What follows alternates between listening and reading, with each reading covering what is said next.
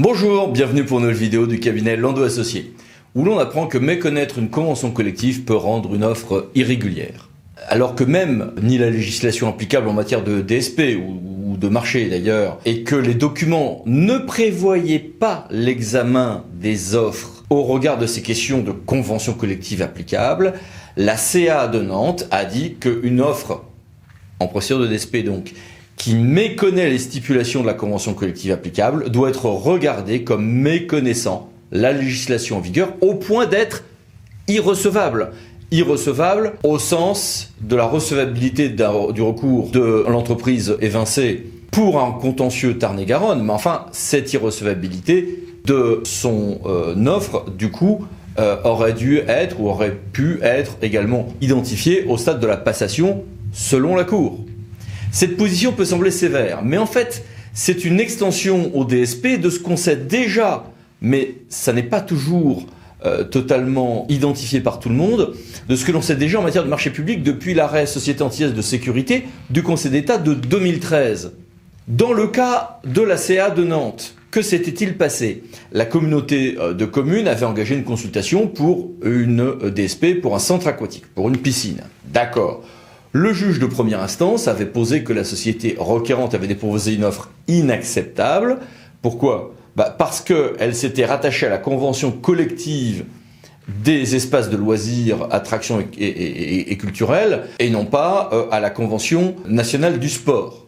Les premiers juges avaient donc dit que non, du coup, la société requérante qui s'était trompée de convention collective ne pouvait pas faire un recours Tarn-et-Garonne puisqu'elle ne pouvait pas être lésée, et elle ne pouvait pas être lésée puisque son offre était irrecevable. Sachant que ce raisonnement est par ailleurs en train d'évoluer et d'être contesté, voir notre vidéo à ce propos. La Cour administrative d'appel a validé ce jugement du premier juge en disant qu'une offre qui méconnaît les stipulations de la convention collective doit être regardée donc comme étant irrégulière. Il est intéressant de noter que la CA a fait un examen concret sur le point de savoir si c'était la bonne convention collective applicable, donc un examen fouillé. Voici les références et les considérants principaux de cet arrêt. Qu'en retirer comme enseignement? 1. Évidemment, quand je suis acheteur public, je dois continuer à informer au maximum les différents candidats sur le personnel, si possible la convention collective actuellement applicable, avec deux limites. 1. Le secret des affaires, voir notre vidéo à ce propos.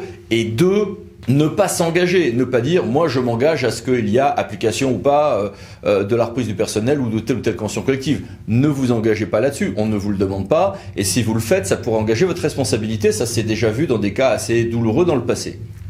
Mais deuxième enseignement, et ça c'est un peu plus nouveau, c'est qu'il faut prendre garde, alors en recours Tarn-et-Garonne et probablement aussi donc dans l'appréciation des candidatures, surtout des offres, si quelqu'un se trompe sur les conventions collectives, c'est sans doute, en extension de ces jurisprudences, une irrecevabilité possible de l'offre.